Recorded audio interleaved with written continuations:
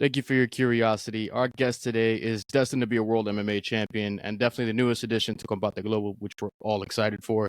Alejandra Lara is in the goddamn room today, so thank you for your time. Nah, thank you for having me. And It's a pleasure to have you here today. So I do want to start the podcast. I typically ask this question in the beginning because I do understand that in order to really kind of get a glimpse of the future and really understand the present, we kind of have to dig into the past just a little bit. Don't have to go too far into it briefly. But as a child, what were you like? Because you have that vibrant culture from Colombia, and then I believe you transitioned to Mexico. But is there like some type of jump in that time, or is there like a different subset in your life? Did it change drastically from going from Colombia to Mexico? yeah, actually, when I started in all of these, I was 17, and then I met this guy who offered me to be a manager. Is Hector Castro. I've been working with him since I started because he offered me to send me to the US, and that was my first trip. So I went to New York. I trained in all of these gyms. I went into the Shark Tank with no having a good English yet, and you know, just exploring and watching if this is okay. Is this my thing? And then after getting punched, you just say, oh, okay, I like this. And uh, as a Colombian, I have a lot of things that here in the US are so different and so scary. I wasn't independent enough to face those things. So when we met the Grasos team in Mexico, that was like a big door that opened for me and was so much easier to adapt to the culture, to the ways of moving, and I felt so free and independent that I fell in love with that feeling, and that's why I stayed there for 8 years. Yeah, that makes sense. I mean, when you're closer to something that's close to your culture, it always feels better. You know, I'm Dominican from New York, so if you go to certain parts of New York, they don't speak any Spanish. It kind of makes me a little nervous. But then I go down to Manhattan, and there's my people again. I'm up at Dykeman. We go through old Queens. A lot of Latinos there in Queens, and so the community's so big that it's always like it's almost warm and inviting when you get there. So I'm Yes. happy that it wasn't like a big culture shock. I think that's awesome. It does allow you to feel a little less stress or like that tightness in your shoulders, so that's awesome. But can you take us back to the beginning of your martial arts odyssey? Like, what inspired you to start training martial arts, and where did you begin as far as the discipline? Excuse me. Okay, I have to say that I have born being an athlete. Doctors say to my mom before I was born that, okay, your child have a lot of energy and you need to do something about it. And even I was 1 year old when they took me out from my first baby care because they say, oh, your girl needs more attention because she's so active. And my mom always gave me that, and she went with me to this and there, to train, to sing, to dance, to do whatever, to explore what I liked. And then I started in karate when I was 4 years old, and I fell in love with this philosophy. Maybe at that time, at that point, I didn't understood that, but I started training, and I started with belts and everything. I went into green belt, and then we moved other place, other house, and then I found again at 8 years old. I went back to karate, and I had even my notebook with the values, with the dojo kun, that is the values of karate, and I have that so deep in my mind, in my heart, as a martial artist. That yeah, that's something that I love. And then I was swimming and high diving and roller skating, singing again. Singing was a big part of my life too. But then at 12, I was coming out from a synchronized swimming class. And then I saw this group of children doing karate, and I say, oh, I know that. I've been in there before. And then I asked the sensei, hey, can I join you guys? And he say, yeah, you're welcome. And I started with them, and after some years, the sensei told me that some girls in the group went out because I punched them very hard. It was like, oh, oopsie, you know. But that's when my competitive life started, and I went representing my state, and I started, as an athlete. That's phenomenal. I mean, I got a little scared when you said high diving. I think I would have probably passed out. They would have been like, jump in, and I would have been like, and fell right into the water. Pistol. They were like, go ahead. I did it in the Navy. They had us do it like for the training. Uh-huh. I thought I almost had a stroke. I hit the water and then I landed so far deep into the pool that I was like, okay, I'm still alive. And then I started swimming back up. It's intimidating. The fact that you did it that young. I mean, kudos to you and your mom. Y'all are tough because I would have passed out of fear. Just what I do. No, Not I that. have always loved heights, and even like after in the university when I discovered aerial silks and pole dancing, that I loved always to go as high as possible and things like that. Yeah, it was like that. So you have a love for heights, and you seem to love the adrenaline, the energy of like doing something that to most people they're probably like that's risque, and you're like, nah, it's not. It's a good time, and you go for it. So definitely like the adrenaline energy that you got, and you like that adrenaline junkie mentality. So I respect that. But what was that pivotal moment that ignited your passion for MMA? Because can you walk us through like that first fight at Extreme Combat MMA? I think it's Friendship. Shenshi Ki won. When you did that first event, like, can you talk us like the leading months into that particular event? Okay, yeah. So I was at the time changing from karate to kung fu because I liked to explore and to learn sanda. And as I enter in these new martial arts, I discovered these shoots and wrestling projections. That was my first close up to that. And I realized, oh man, I love these crushing people. And at that time, I used to play with fake swords too. That was one thing that I liked so much. And then one day, with those guys, with that circle, they say, "Oh, let's do a fight club." And I was like, "Oh, interesting. Let's do that." 'Cause, I had a karate background, but I was the only girl there, and I was 16, and they were like guys in their 20s, and I say, okay, I don't care, let's go. And even my ex-boyfriend from that time was there, and we had a round together, and then this guy was like, I don't care, you're a girl, I'm gonna punch you, like. And I say, okay, let's go. And was bare hand, and that was the first time that I actually get this feeling of, oh yeah, that's how it is. Also, I kick them in the face and I say, oh, this is so fun. I just realized that I like that. And then when they offered me to fight MMA, I didn't know what was that, but I say it's pretty similar to what I was doing. So I say, why not? That was always my word. Why not? And I took that fight, and after that fight, after that one, is when they sponsored me to start training MMA after my first pro fight. Now, see, that's definitely an opening key. Sanda is not really recognized in America, unfortunately. I wish it was. It should get more recognition, and it's a very phenomenal striking sport, and it does resonate more with MMA than I think people give it, the respect of. Down in Texas, it's huge, but most states they don't have Sanda clubs. So I'm really like that's really cool that you got the Sanda experience. And also you got cracked, and the first thing you thought was like, yeah, this is a good time. I I respect it, but excuse my language, but I feel like you're the kind of person when you were growing up as a kid, you're probably like, fuck it, let's see how this goes, and just jumped right in, didn't you? Yeah, that's the word. That's the feeling. I had a feeling that was what it was. But when it comes to TikTok and IG, I see that you're always dancing. And I don't know if dance is like, does it resonate deeply with you? And like, does it complement you as a fighter?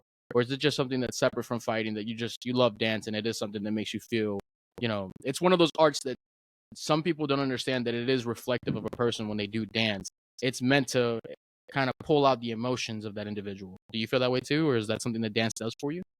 Well, this is where we come to where my nickname come from, because azul means blue in English, and for me it represents all of that artistic and deep part that is like my essence. And I have always had this deep relationship with music and with dance, but no very like a choreography style, but very into movement and exploration of movement that I always had. And as I told you, when I started in university, uh, my biggest discover was aerial silks, because I felt like that need of expressing myself through movement, and also the pole dancing, and also, the improvising. I started studying dance after, and then I started with ballet and contemporary dance, and that was something very fulfilling for me. Because yeah, like my soul have that need of expressing itself, and through the music, through the movement, so it's part of who I am. And it's very natural. Like, I have never planned to go out walk out dancing. That just came naturally from within, and I keep doing that. And is part of who I am as a fighter too, of course. I have always had this particular style also when I'm doing grappling or, striking, that I move differently and I'm more flexible and I'm blah, blah, blah. And it's everything related to that. Okay, I can see where that kind of meshes, and I've watched enough of your fights to know that you move very flow-like. It's everything is flow, and I love that symmetry that you have. And I Like asked you about water. your name, and I'm happy that you did that, just like water. I mean, you call yourself a mermaid, so I think that's pretty dope. That's actually I think that now makes a little more sense. I was like, mermaid. I wonder why. Maybe she just loves the ocean, but now it makes more sense. So I like that one. Yeah. And also because I had a big, big relationship with aquatic sports. And also I did apnea since I was a child. Swimming was one of my first sport, and I always return to that. And after the synchronized swimming, and then the underwater rugby, that is another extreme sport that I did. And yeah, right in here in San Diego, that was one of the signs that to find deep end fitness, that it's underwater training. When I started there, they say, oh my god, you're a mermaid, and you can hold your breath for so long, so don't you want to be an instructor here? And I say, of course, I'm into this and I'm down for that. And I started the course, and I started as an underwater trainer instructor. Yeah, trainer. So that explains the cardio, because I watched your last fight, and you just like it just seemed like you never got tired. I was like, how the heck? What kind of cardio is she doing? So it makes sense. A lot of the athletes that do the swimming, even those who have asthma that swim, you can see the difference in their gas tank. They're just really consistently able to push an anaerobic threshold. So that definitely plays a lot of dividend to it. And I But think that it's always also related to the mental work. That is the apnea, the meditation, and all of that give you more cardio, because it's a mental thing. When you can keep yourself calm and go in a flow state, then you can keep going even in a hard environment. right, because you can keep the vagus nerve from getting too hyperactive, and that makes a lot of sense. But I started realizing the correlation. A lot of the athletes that I watched growing up, I didn't know half of these guys had asthma because they're fighting for 15 minutes straight, and I'm like, how are they not tired if they have asthma? I couldn't imagine trying to fight under those conditions, and then come to find out, majority of them do swimming, and so that helps them control their breathing better. So that For makes sure. a lot of sense in that particular instance. Despite the intensity of a fight, you show remarkable mindfulness. Like, how do you maintain focus despite you mentioned before that you're a sensitive person, and between the sensitivity and amidst all the chaos of combat, how is it you've been able to kind of manage that during the fight? Well, I think I'm still working in that, because I feel one of my weaknesses is to be so dispersed. Is that a word? Yeah, disperse typically means like if it's something that's like there's a little bit of too much going everywhere instead of trying to just Yes. focus on And one thing. and I'm like multifunctional attention. I always deal that with this ADHD thing, and I know I can focus, but sometimes it takes me so much because I'm very impulsive, and I'm always like go wild by my instinct. Is my instinct to do this stuff, and I don't think too much. But now I'm like going into this awareness of how to hold my horses and to focus, that it's very important. And I feel that's so different in this exact moment of my life, because I've been improvising everything all my life. I had no I don't know, preparation for many things, but I just decided to say fuck it. Let's go as I am. Let's see how it goes. And all the time was like that. Now I feel more prepared and I feel more mature to focus and to turn on that switch of, okay, I'm dancing, but now I'm fighting and I'm gonna fuck you up, you know? You don't gotta cover fuck you up, because we know that's what you do, so we're cool. But I was reading, you have so many interviews, so I've read a few of them, and I was like, wow, so she has like a thing where she's sensitive and she might get a little hyperactive at times, but she's able to keep her focus. Because watching you fight over these years now, I've been watching you fight 5 years now. Past 5 years of your career, I've been watching you come up. So I know exactly who you are and how you fight. You fight at an amazing pace. You fight with all your heart, and we respect it as fans. We love that. And I'm a huge fan of yours because of that. Because I was like, wow, this girl does not give a shit. She's fighting, and I like that. We don't always care, especially in my gym. We don't care much for the wins. It's like we like to scrap. We like to fight. That's Yeah. what we're here for. That's what we love. So I love watching you fight because of that. You do have that energy, and that's always the bomb for us. So you've also embraced practices like yoga, deep state meditation, the whole the mermaid thing that we just talked about, how you refer to yourself as a mermaid, which is actually really fitting, and then a warrior for Mother Nature. I really love that. But as a spiritual person, do you feel like spirituality influences how you fight, or maybe when you're in the fight, do you feel like that connection? Because I know some fighters do. Spirituality is for me like the main thing of my life. I never do like things with no soul. I try to, I don't even try. It's just who I am. Um, it's like this martial artist path is an spiritual path for me, and I'm always into this development and learning. And of course you express who you are in everything you do, so it's something that a lot of people can actually understand with no saying anything, and more with this mother nature thing, because it's something that is just natural of me. I've always loved to be in nature, to camp, to camping, and to share that with other people. For me, the most important thing in life is to protect nature and to spread awareness of what is really important for us as a humans, as a organic matter. And then we are so separated from the nature that is, of course, the source of all problems, all the mental health issues and everything else is because we are separated of what we really are. And as a humans, we need to be aware of that. Yeah, I think you put it extremely well. Because it's weird, because as a group of hominids, we seem to be the farthest away from nature. As all the other hominids, in turn, they live in nature, but we're the only ones that separated ourselves from it and then limit our interaction. And I think that that's a really strange one, because then you see those people, they're considered phenomenal to most people, and they're like, oh wow, their connection to the earth is so deeply rooted. It's like, well, have you tried to connect yourself to the earth? Look at the guys like Alex Pereira. Alex Pereira went back to his tribe, and he's deeply connected with his people. He's deeply connected with the nature. I mean, the jaguar is his favorite animal in the world, and it makes sense. It's from his homeland and how it hunts and how it continues to be the apex predator and be loved and respected by the people. So I thought that was pretty dope. And then I saw kind of that similar flow that you have as well. And we do have to have a connection to Mother Nature better. And we need to protect it too, because we only get this one home that we live on, and you got to definitely take care of it.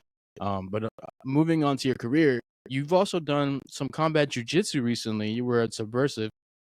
Amazing event. I got to watch it on Flow. I was losing my mind. I was like, yo, she is going ham. But did the introduction of the introduction of the strikes, did that match feel like a little bit of a natural fit for you in that particular rule set of combat jiu-jitsu? Yeah, of course. I mean, I was so calm, so in my environment. It was like, oh man, this is my sport, and I was like coming home all the time. I felt that way. And then I realized some things about my game and about, hey, you don't need to slap so much. So I mean, you can hold the position and, work more in the grappling, in the jiu-jitsu, but I was just into slap the shit out of this girl. But it's my nature, right? What can I say? I'm not mad at that. I think Eddie Bravo would be very happy. Let me tell you, because I know he loves that, and his combat jujitsu. That's his whole world right now. So we're trying to see more of that in jujitsu. So I don't think you need to apologize. That was phenomenal, and I hope that you do another match in the future. We'd love to watch you, especially if you do CJJ. But Yeah. that would be something that I would be. I'm first dollar. I have UFC Fight Pass. I would be there sitting on my couch watching this one. I was watching your last fight with Diana Avsaragova. I'm so sorry, Diana. I don't No mean to be way. disrespectful. To the Pantera. I don't know how she got the nickname Pantera of all things. I was like, I thought she was Russian. But we're gonna move on. Many of us fans, myself included, felt like you got robbed. We were watching the fight, and ultimately, the biggest thing is like the judges ultimately make that last call, and it's the worst feeling in the world for anyone because you're like, damn, that was like way closer. That was so much better for me. And then again, a judge can just choose what they're seeing and go based on that. I wish we had a little bit more of a unified rule set that was like all around. But what lessons did you take away from it? Because I watched you win rounds 2 and 3 and just go dominate. And every time she threw something, it looked like the first round she looked confident, and then that second round I could see her start to like. Because it makes sense. If I hit you with my right hand and you keep coming at me, I'm going to start to go, oh my God, I don't hit hard. And it's going to mentally mess with me. But how did you not only deal with the loss, but then how did you take that? I'm like, okay, there's something I can learn from this. Well, it was very hard to deal with the last losses streaks, but it's like that one, I didn't felt like a loss. So I was sticking to that. Like I improved, I'm so much better now. But it's still, as we talked before, like I cannot just go to fight. I need to prepare me for winning. And that requires a strategy, not just going and going and going. And that's what I'm taking out of that. Like now I'm not only in the position of, yeah, everyone knows I'm tough, but that's not the point right now. I need to be smart and I need to fight smart. I need to demonstrate that right now I'm experienced and yeah, that's what I want to show in this next fight, that I have the patience, that I can do my fight with no running into her, because that's what happened before.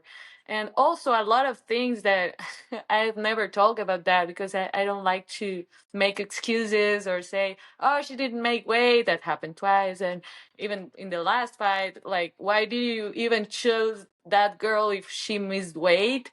But it happens, and I don't like to regret anything. It's like it is how it is, and let's move on. Let's make things different. Like let's adjust, and that's it. That's how I'm feeling right now. I respect you for that because I was going to say she came in 3.5 pounds overweight. I was fuming, and then the judge didn't show. I mean, that fight was a shit show on that day, and usually Bellator holds amazing cards, so I was a little shocked. But I was really pissed off that she had missed weight, and then like it was a lackluster performance on her behalf. I'm sure she's not happy with that performance herself. She's probably like, crap, I lost, but they just kind of gave it to me. It edged out. And like you said, you're just gonna take it and keep going. But I'm gonna say it for you. I was fuming when they gave her that win. I was like, where? In what country? Where? What were you seeing? I don't know what you were seeing, but we were definitely watching two different fights. By the way, your first form kit, excuse me, was freaking amazing. That was the first time I'd seen an athlete with the first form kit, and I was like, oh, that's a thing now, and I was excited to see that. So congrats to being the first one for that one. And then we're looking at your next challenge with La Loba in May. Do you believe in her hype? Like, is her hype something that you think is like acclimated because she's gained it? In my opinion, she doesn't have enough experience to have the kind of hype she has. Not that she's not a good fighter; she's a great fighter. I respect her. But are there any specific weaknesses in her game that you're preparing to exploit? And has like training with, like you said, you were with Team Grasso with Alexa Grasso. Did that help you prepare for this match specifically because of that style? Yes, of course, the Grassos team have helped me so much with this preparation and on encountering, like, founding my center, and as you say, I have more experience, and as I say, like, hey, this is the moment to show that, and more because of her style and my style. It's not about brawling and that's it. No, it's about having a strategy and moving the right way and having a plan. But breaking news, Lova is injured. So the fight changed. And now I'm facing Gisela Luna, who is an Argentinian girl who took the fight last minute. Okay, maybe 1 month before. And I'm grateful for that because I still gonna fight and everything, and I hope to face Lova after. I also respect her, and I want to face her too because what you say that is her hype, and it's the superstar of Combate, and that's gonna be great for us to prove to as a challenge. Yeah, I was reading up on her, but I hadn't seen that be like announced just yet. Maybe it was announced and I just didn't see it. My apologies. But Yes, don't worry. I'm sorry that was, that happened. It sucks when somebody pulls up, but you know what? She's injured. That's the right move to make. I'm happy that Giselle stepped up because now, we have a new challenger that we can work with. I'm sure you're probably already studying tons of film going. I know what this is that I'm looking at. Her name sounds familiar, and like you said, from Argentina, so I know like 2 or 3 fighters from Combate that. Yeah, it's called La Emperatriz. There you go. I had a feeling I had heard that before because I was like, that name sounds familiar. She's solid, so that's gonna be a great fight because we're gonna get these 2 fighters who know what they're doing, and we're all hyped for this one. We're gonna be ready to go. Combate gonna be like, yo, we have higher ratings than normal. Like I can tell you why. I can Yeah. circle the fight that made me watch, so I can give you that one. But you are Colombian and your heritage. And then you moved to Mexico, which, like you said, because the culture kind of helped you feel like you weren't as closeted and like, okay, this is closer to what I know. This made me feel like I'm at home. But do you feel like the cultural elements between Colombia and Mexico have played significant roles in the way that you fight and your competitive spirit? Of course, definitely. And more is because of my work with Lobo Gym, because they are the expression of Mexican boxing, and that's something that develops my style into something different. I came as a karate girl, and then I start adding, okay, wrestling, okay, jiu-jitsu, but then the Mexican boxing was what made me more dangerous and yeah, the fighter that I am right now. Phenomenal. I had a feeling too because that gym, Lobo Gym, is getting a lot of love and respect. We're seeing their athletes come up. Aldana, I believe, is on that team as well. Like there are some phenomenal fighters coming out of that gym, and it's pretty Yeah, scary to and watch them Diego compete. Lopez, Alessandro Hmm. Costa, Lupi Godinez, and all of these guys who are also fighting in Mexico and doing great performances. And yeah, that's very inspiring. And Francisco Grasso, it's an amazing coach. I respect him so much, and I'm glad of working with him. Also, I was working here in San Diego these last months because I was working a lot in my wrestling and just taking some opportunities and the door that opened for me here and also this aquatic part, a lot of things. But I'm also still working with them. They're my team, so that's great. Yeah. I mean, that gym again has a tremendous amount of work put in, and now we're seeing the fruits of that labor. Like you said, Diego Lopez. I mean, that fight where you said you used. You're shocking the world. I was like, he's gonna win, and people were like, how do you know Diego Lopez is gonna win? I was like, I have a feeling he's gonna win. And somebody actually texted me 5 minutes before the fight. They go, hey, I have 5 minutes to put in like a bet. Who should I bet on? I goes, bet on the Mexican kid on the left. And he goes, okay, by how? And I go, I give it knockout, but I would say round 2. But you know what? Just put knockout. Don't put the specifics. I have no idea because he's nice. Right then, as I said it, he put it in. He said, dude, you just got me like, $150. That was great. I was like, man, this kid can crack. He's so tall and lanky. He's got great striking. And an amazing jiu-jitsu, of course. His jiu-jitsu was, I saw most of his jiu-jitsu in Lux. I haven't seen it in the UFC yet, but when he was in Lux, I mean, the way he was beating dudes up, I was like, yo, who is this guy? I need to find out. And then I saw Coach Grasso in his corner, and I was like, that's why. He's got one of the best coaches in the world in his corner. No stuff. You know, the guy's smart. He knows what The he's best doing here. mix. That's how you make the best fighters in the world. And with Alexa currently shooting the Ultimate Fighter, I'm pretty sure that like her time is split, but I'm sure she's still putting in work as well. With BJJ, we did the Subversive, and among those BJJ rule sets, because I know you've competed in BJJ several times, but is there one style or one rule set that stands out as your favorite so far?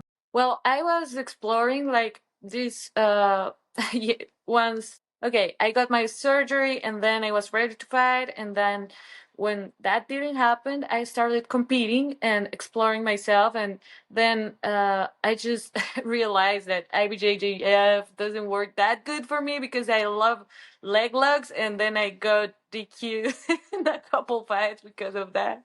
And I wasn't that good to read all the rules. And I had no corner. I was just competing by myself, like as always. I told you before. But then I learned very important things, and I just love that what I'm discovering from myself, from who I am when I'm wrestling, when I'm grappling, and yeah, I'm just putting everything together. Also, I just started working with Budokan, that it's movement martial arts that it's based in Montana and also Miami, and this guy just showed me some amazing stuff that is like, okay, who you are and what you're doing to you know develop your own skills and use it on your favor. So that's great. Yeah, movement is not given the respect that it should have. Like a lot of animal flow people, they get like, I've had friends like clown them, and I'm like, you don't understand how hard that is. I've done it twice, and I thought I was dying. It's so difficult to move in ways you're not used to, and you should because your body's meant to move that way. It's not supposed to be just linear. You're Yeah, supposed to bend everywhere and stretch and move out and get really nice and loose and limber. Yeah, and also for the health of the joints of the body, and that's why I was so interested in that because of my back issues and everything. That's very helpful right now. Yeah, I'm in the same boat. I mean, I'm overweight. That's why my back hurts. So I can figure that one out already. But like you said, it's developing those rule sets and learning from these rule sets. Is fantastic. I agree with you. I'm not a IBJJF guy. I have the fuck IBJJF rash guard. I love that fucking thing because I don't like their style. Like you can't do leg locks, you can't do knee bars. That actually brought me back to that meme. Remember the knee bar guy? That you can't do knee bars. That there was a really epic video on YouTube for years, and Yeah, he I got felt the that way. DQ I for the forgot knee that. bar. I was dying laughing. He was so upset. But that video comes up every year, like around November, and we just share it in my team. But Yeah.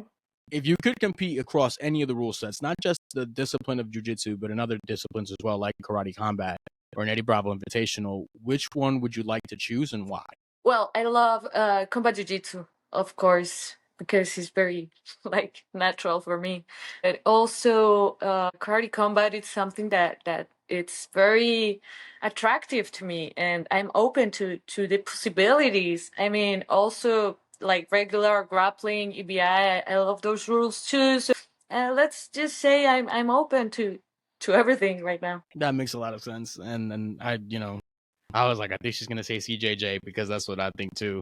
It definitely looked good and subversive. I was like, man, she's hammering. This is gonna be great, and that's what they like me in combat jiu-jitsu. Most of the fans that watch it, especially with the fans in Mexico, when you go to Cancun, you got to put on a show. You can't just sit there and do some boring shit. So that kind of made sense. It's 2 and 2 made 4 real quick for me, but I wanted to know from your own mouth and your own words. But looking ahead, and what's the trajectory you would visualize? I would say visualize because I don't want to say envision because I'm pretty sure you do visualization drills. But over the next, let's say 3 years of your career, is there anything that you can visualize already as far as like specific milestones you're aiming at or something that you want to achieve over the next 3 years in your career? Well, I definitely gonna go back to big leagues, and that's for sure, and even sooner than later. But I'm not sure the way I don't really like to talk about future.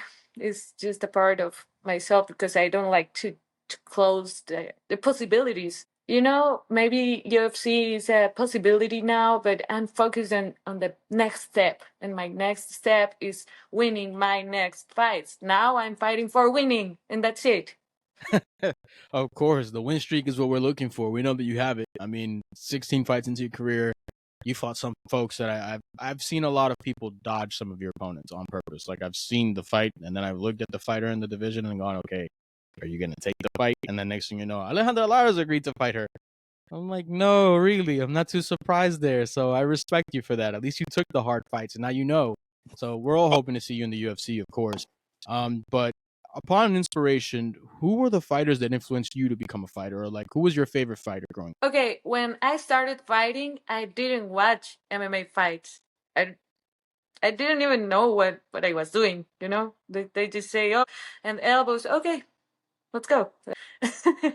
But then I discovered, of course, these guys that had the same background of karate, like Lyoto Machida and George St. Pierre karate, the karate hottie, Mitchell Watterson, and those people. Oh, Demetrius Johnson. They are martial artists, and I respect that so much when they are so humble and they work on being good people. And then Rose Namajunas. I actually have her shirt. This Rose Namajunas shirt. Doug Rose. And yeah, for me, she is one of the biggest badasses in the fight world, and it's so well rounded, so good at everything. And when she was so focused, that inspired me a lot. And yeah, that's one of my biggest inspiration. That makes perfect sense, man. Doug Rose is a one in a lifetime fighter. I think you are too.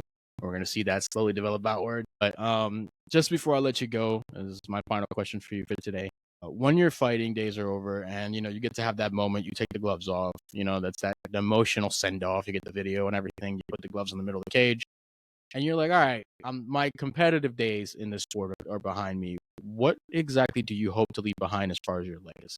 Well, the first thing comes into my mind, it's music. I will have more time to do music because I love to sing, and that's part of what I want to do. Also to write, also like to to teach, because that's something that I've always had in myself, that I want to be a teacher, and let's see in what area. But yeah, and I don't know. I'm open to that too. Let's see. That's phenomenal. Also, well, I'm commentating fights now, and I'm into that. I'm working for this league in Mexico, Supreme Fight Night, and also for Empire MMA in Colombia. And yeah, there's a lot going on there. I want to help some other fighters to go, because there are still a lack of opportunities, and they just need a little push to go further. And I love being part of that process too. That's beautiful. Like I don't think you could have put it down a little better than that. I know that we spoke about your next fight, but for the fans at home, let them know what you have coming up next. Coming up next, it's the constant improving. I'm obsessed with that, and with being better every day, and learning every day, and to share that with the people around, to inspire some people, the new generation, the girls out there who needs more security, the self-confidence, right? And I love being an inspiration for those girls, and also for those warriors out there that just need that push to say, you can do it, just trust, just believe in yourself. And that's it. Phenomenal. So just to make sure that we have it, is the fight date still going to be in May for the fight with Luba? Yeah, May 11th. That doesn't change. All right, Combate Global, May 11th. You heard it here first. As you know, Alejandra Lara, thank you so much for your time. Thank you for all that you've given us today. Thank you to all of you who are watching for your curiosity. As always, I hope you keep your peace and may you continue. Alejandra, thank you so much and take care. Thank you for having me, and don't miss that fight. Absolutely, we got it. And then I'm going to make sure to put your Instagram in the description for any of you that want to follow her, continue to see her career. go ahead into the description of the video. Make sure that you like and comment and subscribe. And of course, follow so that you can see what's going on in Alejandra's life. And we can continue to watch her kick ass and take people's names. And hopefully, when she does the combat jiu-jitsu match, I can talk all types of shit. Alejandra, again, thank you so much and take care. Thank you. See you. Bye-bye.